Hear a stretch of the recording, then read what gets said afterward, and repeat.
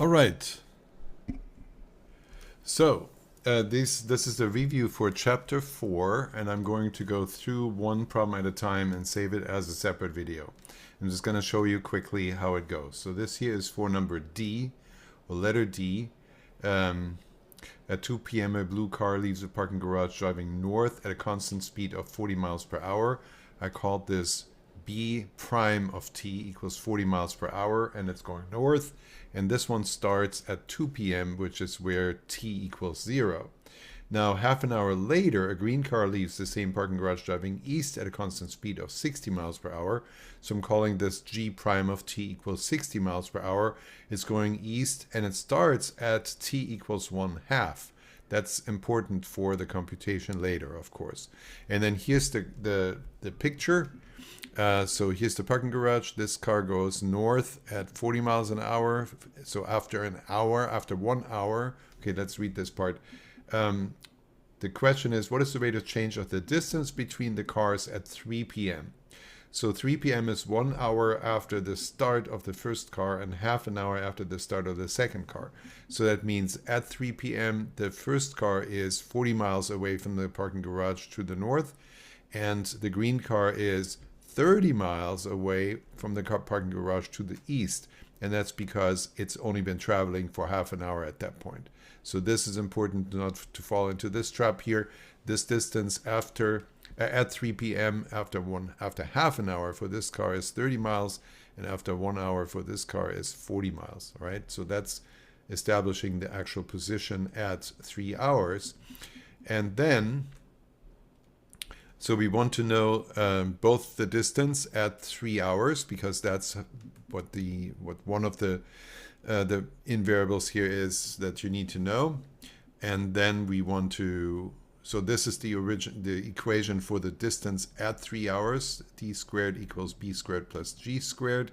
And then you find the derivative of that to find dd of dt, dt, right? So it's 2d of t dd dt equals 2b of t db dt plus 2g of t dg dt. That simplifies, 2's can go away, and then you solve this side for dd dt and divide this side through by d of t. That's really all tongue twisters. And so then dd dt at t equals 3. Oh, well, this is the wrong t, but it doesn't matter. The numbers are all entered correctly. I made a mistake here calling this 3, but it's actually 3 p.m. So the actual t is 1, but it doesn't matter because I didn't actually have to use this numerical number for 1 for t anywhere. I just was able to enter all of the numbers from what is given and from what I have in my drawing, right? So b of t is 40. B at 1 hour is 40, or at 3 p.m. is 40. Then this 40 is the rate of change for b. That's a constant rate of change. So this 40 is that. Then 30, this is the distance of that side. So it's g of t, that's here. And then dg dt is 60 from what's given. And then dividing it through by the square root of g squared plus b squared. These are the numbers, and this is the result. Okay, I'm going to squeeze into this video this problem that we had done in class. That's number B.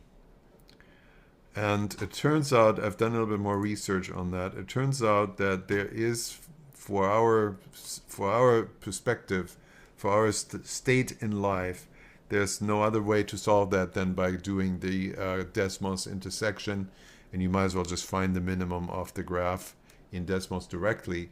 So what we did, and this is a good method, good way to do it, is find the equation here. That is the sum of the rates of change. Then, so you can graph this in Desmos, and you see that it's giving you, let me find it. I had it somewhere here. it's giving you this graph, right? This is this graph right here of the sum of the rates of changes is this graph here. And then finding the minimum on this here is pretty simple if you just have the graph itself.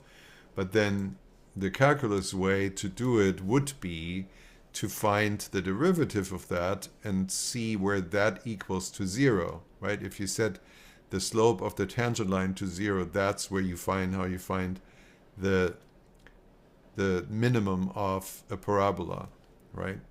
So the problem is that this results in an equation that if you simplify it, you get this thing here, and that is, it has t on one side, but then it also has t still in here as a variable in the exponent, and this is called a transcendental equation. So we don't know how to solve that yet.